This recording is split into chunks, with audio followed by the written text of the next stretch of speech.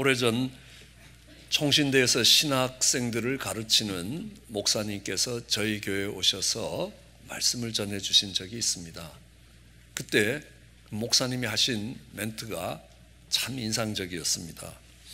아름다운 교회는 고전적이면서 매우 현대적이고 자유분방한 것 같은데 질서가 있고 진지한 예배의 모습에 감동이 되었다라고 말씀하셨습니다.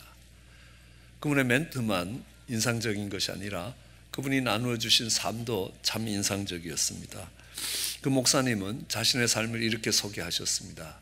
자신은 자라면서 하느님이 마치 스크루지 할아버지, 아주 욕심꾸러기 할아버지와 같다는 생각을 많이 했다고 합니다. 목사님 중학교 3학년 다닐 때에 학교에 낼 등록금이 없어서 한 해를 쉬었다고 이야기합니다. 그리고 중이염을 앓을 때에 기도원으로 가서 소나무 뿌리를 2개 뽑을 만큼 기도를 했는데 돈이 생겨서 병원 가보니까 너무 늦어서 이제 회복이 불가능하고 한쪽 귀의 청력을 잃어버렸다고 합니다. 모태신앙으로 자랐고 다니면서 여학생들 한 번도 괴롭히지 않았는데 어찌 이러시는지, 믿음으로 승리하고 믿음으로 정말 세상을 정복해가고 이런 이야기들이 자신과는 아주 거리가 멀다고 생각했다고 합니다. 그가 고백하는 말이, 왜 하느님 이 종에게는 1달란트를 주시는 것인가? 어떤 사람은 집안도 좋고 학벌도 뛰어나고 외모까지 또 자녀들까지도 잘 되는데 이게 재능의 차이인지 달란트의 차이인지 주인은 참 자상하고 인자한데 1달란트 받은 자는 악하고 게으른 종이라고 합니다. 1달란트 받은 자의 입장에서는 참 야속하고 야박할 수가 있습니다. 목사님 이야기합니다. 달란트라는 것은 주어진 시간이나 건강 또는 물질, 재능 또는 기회 또는 영향력 같은 것으로 생각할 수 있다고 합니다. 달란트의 비유를 생각하면 내가 하나님께 빚졌다는 생각이 별로 안 든다고 하십니다. 아니, 오히려 하나님이 내게 빚진 것 같다는 생각이 듭니다. 왜냐하면 하나님이 나한테 너무 작은 것을 주셨기 때문입니다. 주셔야 할 것을 다 주시지 않았다는 것입니다. 우리의 모습이 5달란트 받은 사람보다는 1달란트 받은 사람에 더 가깝다는 것들을 알 수 있습니다. 주위를 돌아보면 굳건한 믿음으로 달려가는 분들도 있습니다. 첫음도 못 잡는 저 같은 사람은 찬양을 유창하게 하시는 분들도 볼 수 있습니다. 기도도 정말 얼마나 잘 하시는지 그 기도를 들을 때마다 감동이 되기도 하고 말씀을 은혜롭게 전하기도 하시는 분들이 있습니다.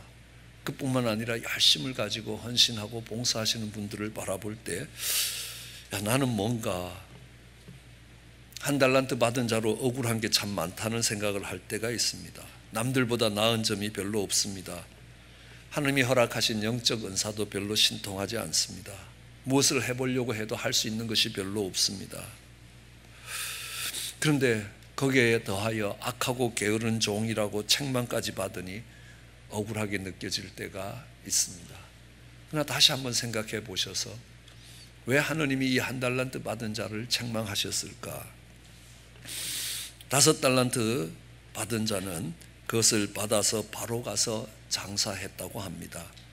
그 장사로 5달란트를 남겼습니다. 2달란트 받은 자도 그와 같이 하여 2달란트를 남겼습니다. 그러나 1달란트 받은 자는 가서 그 받은 달란트를 땅에 감추어 두었습니다. 주인에게 칭찬을 들은 사람과 주인에게 책망을 들은 사람의 첫 번째 차이는 반응하는 속도입니다. 5달란트와 2달란트를 받은 사람은 그 달란트를 받자 즉시 가서 바로 가서 장사를 했다고 성경은 기록합니다. 그러나 1달란트 받은 자는 그렇지 않았습니다. 바로 갔다는 말이 없습니다. 언제 갔는지 모릅니다.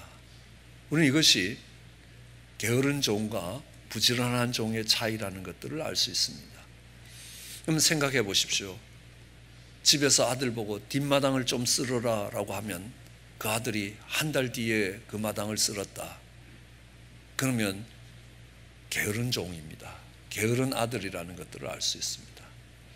부지런하고 게으르다는 것은 반응의 속도에 따라 차이가 난다는 것들을 알 수 있습니다.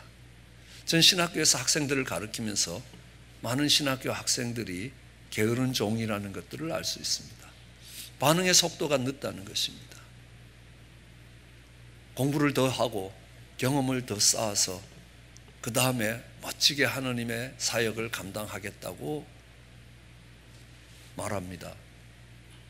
많은 사업하시는 분들을 보면요, 사업을 더 확장시키고 정말 이 사업을 더 키워서 하나님 일을 멋지게 감당할 것이라 라고 이야기합니다. 지금이 아닙니다. 반응하는 속도가 다음이라는 것입니다. 그런데 어쩌면요, 그 시간들이 오지 않을 수 있습니다. 저는 저희 교회를 섬기던 어느 장로님을 기억하십니다. 이 장로님은 특별히 찬양의 음악의 달란트를 갖고 계셨습니다. 그래서 장로님께 부탁을 했습니다. 헌금송도 부탁하고 또 성가대를 섬겨주실 것을 부탁했습니다.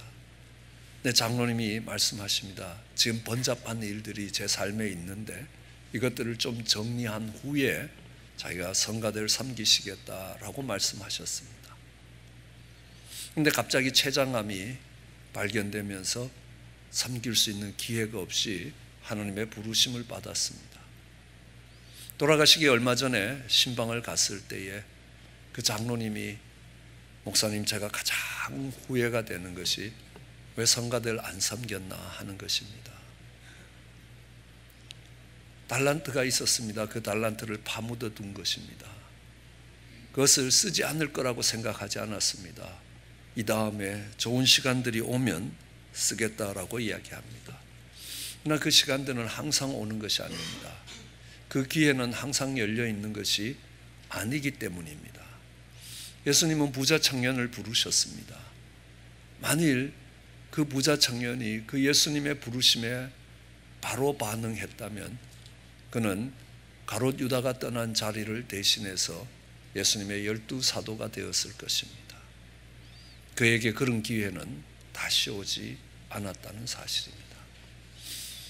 예수님이 어느 사역자를 부르셨습니다. 그러니까 이렇게 이야기합니다. 내가 먼저 가서 내 부친을 장사하고 주님을 따르게 해달라라고 이야기합니다.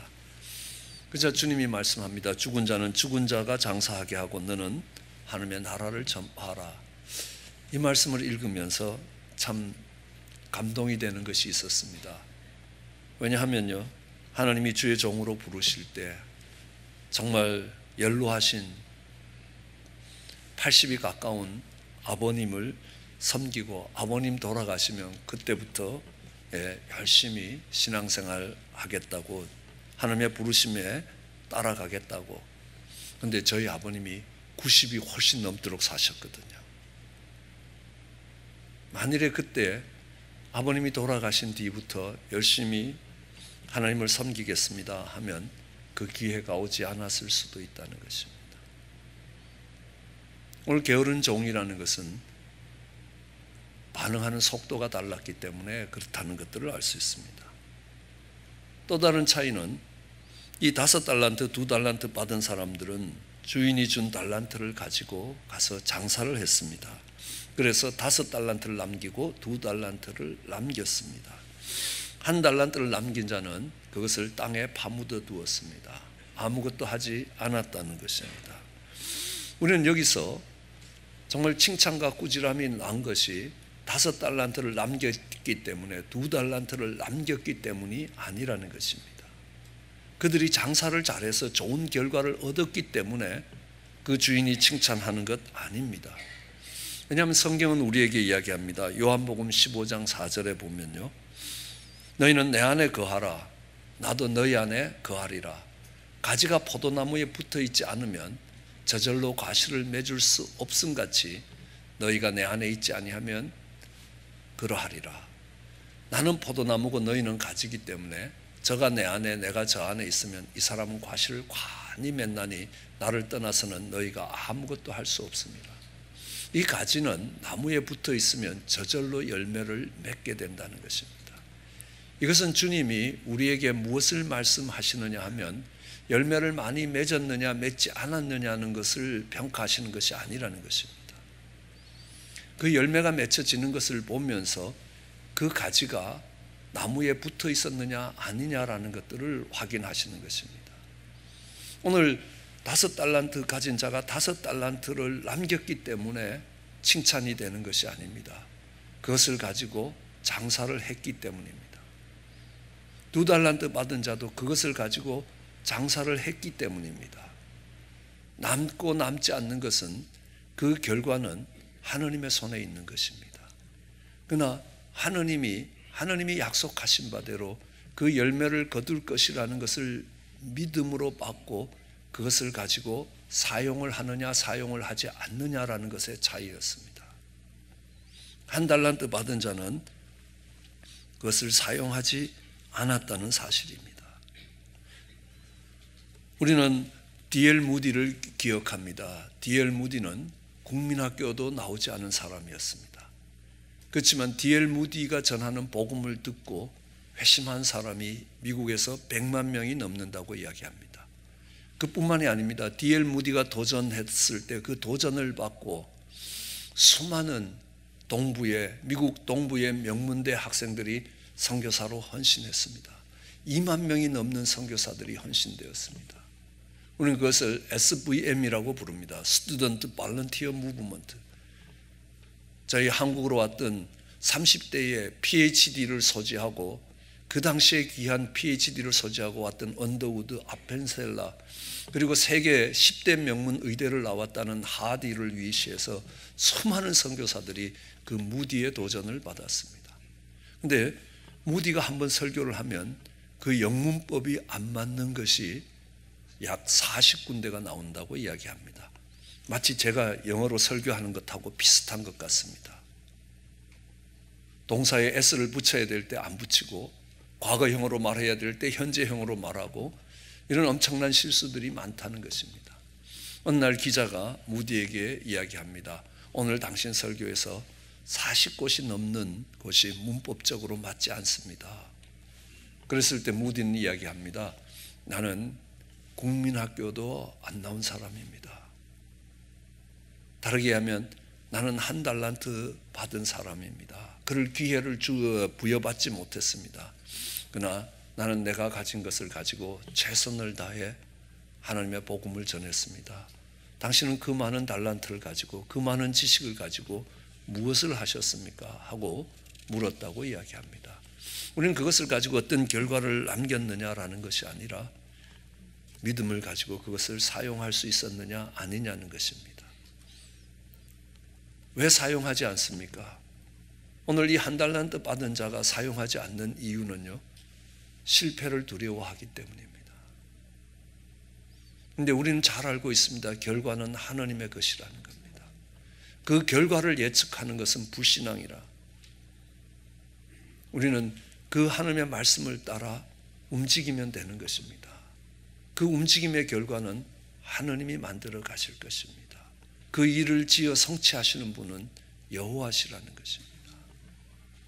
아니 어쩌면 1달란트 받은 자가 그것을 사용하지 않았던 또 다른 이유가 있다면 5달란트를 가진 사람이 하면 너무너무 잘한다는 것입니다. 적어도 2달란트를 가진 사람이 하면 나보다는 훨씬 더 잘한다는 겁니다. 내가 해놓은 것은 참 보잘것없고 볼품 없다는 겁니다. 비교가 될 때에 참 못난 것처럼 보인다는 사실입니다. 우리는 그것을 컴플렉스라고 이야기합니다. 다른 사람과 나를 비교해 봤을 때 내가 다른 사람보다 뛰어나게 잘할 수 없다는 겁니다. 그렇기 때문에 안 하겠다는 것입니다. 아주 그 일을 잘할 수 있는 사람이 하면 되지 내가 하는 것보다 훨씬 잘하니까 그들이 하면 좋겠다는 겁니다. 비교하기 때문입니다. 내가 남들보다 하면 잘해야 된다는 겁니다. 잘하지 못할 바에는 안 하겠다는 겁니다.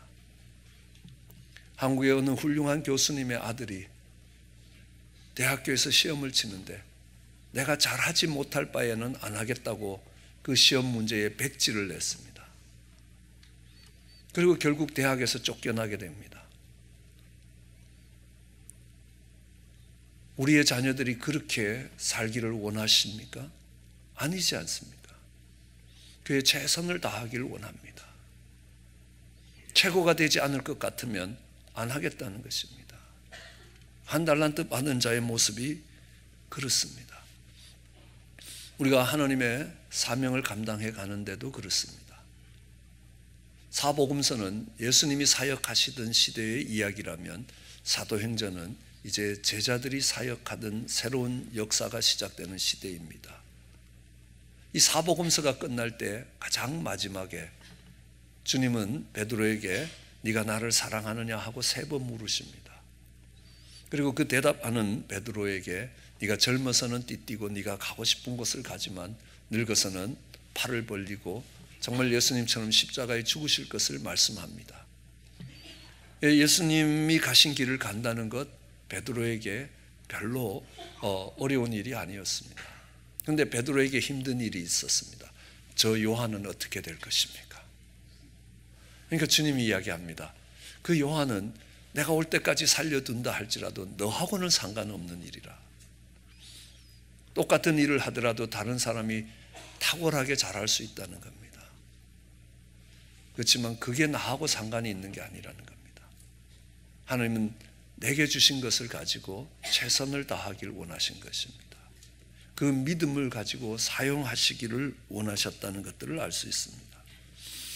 오늘 이 5달란트와 2달란트 칭찬을 받은 사람과 꾸지람을 받은 사람의 가장 근본적인 차이는 그 주인에 대한 인식입니다. 주인을 어떻게 보고 있느냐는 것입니다. 그 주인이 무엇을 기대하고 있는지, 무엇을 원하고 있는지를 몰랐다는 것입니다. 언젠가 대학을 졸업한 2 동기생이 같은 회사에 취직을 했습니다.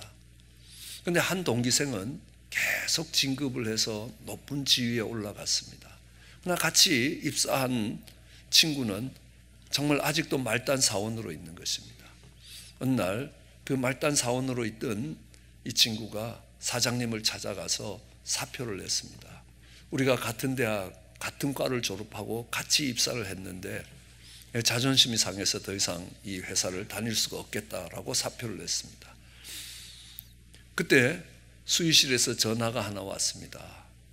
정말 자재를 실은 차가 들어와 있는데 어떻게 해야 되느냐라는 연락이 왔습니다.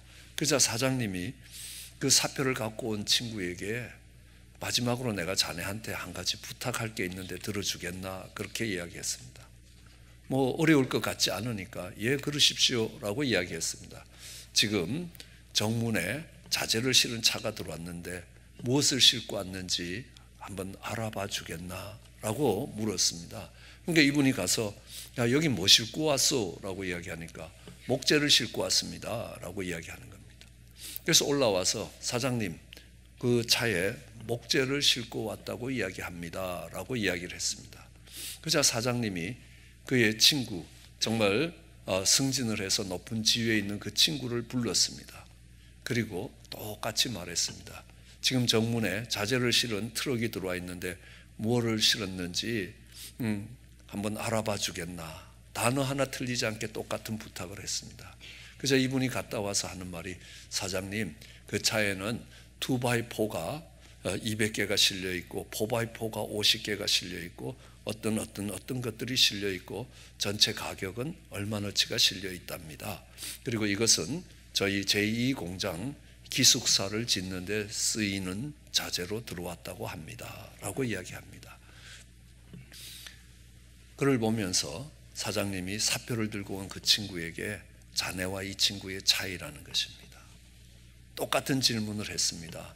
그런데요 한 사람은 가서 그저 그 질문 그대로 자재를 갖고 온 사람들에게 물었습니다. 그리고 한 분은요 사장님이 무엇을 원하는가를 생각하기 시작했습니다. 오늘 이 달란트를 나누어 주실 때에 그 주인은 아무 말을 하지 않았습니다. 이것을 장사해서 남겨라라고 하지 않았습니다.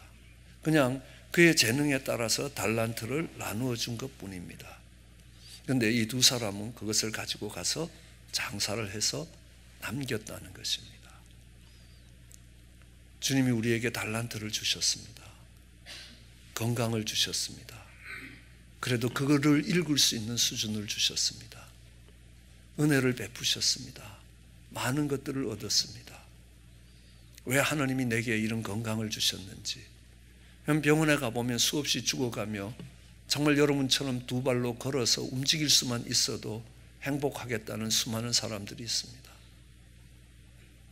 왜 하나님께서 이런 달란트들을 내게 허락하셨는지 그것을 맡기신 주인의 뜻을 생각지 않는다는 겁니다.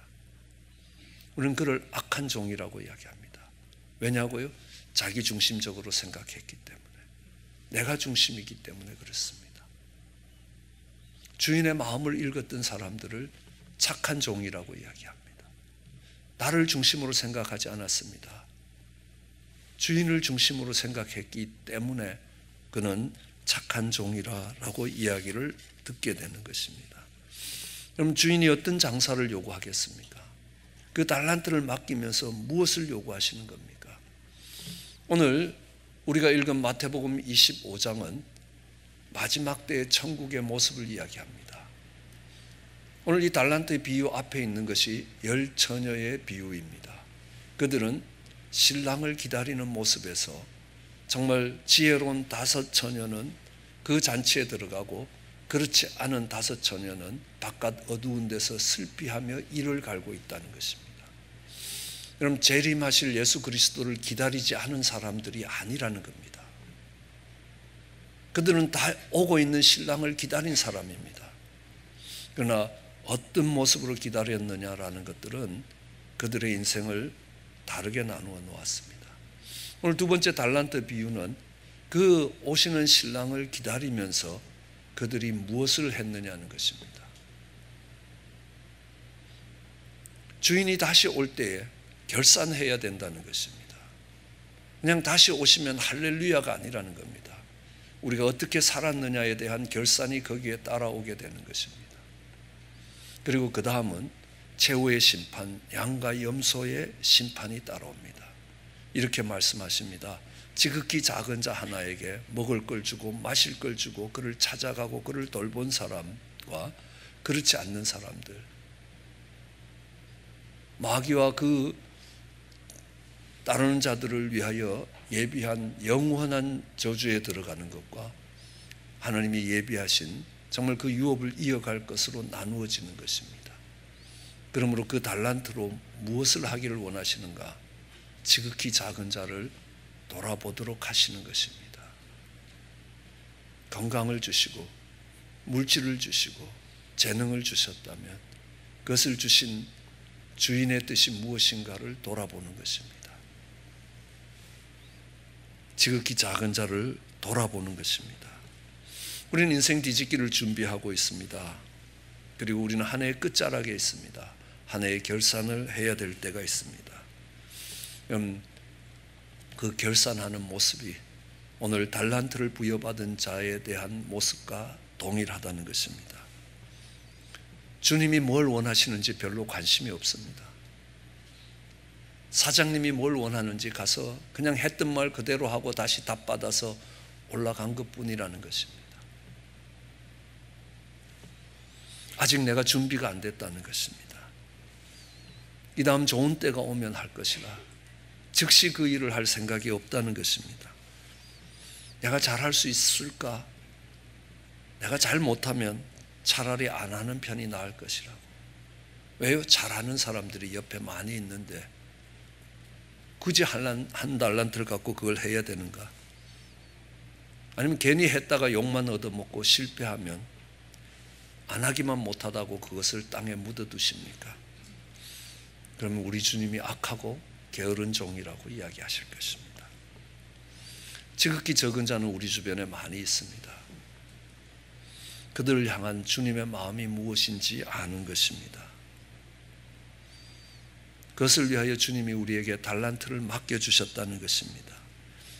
그들을 빛 가운데로 인도할 때 우리 주님은 착하고 충성된 종이라고 이야기하실 것입니다.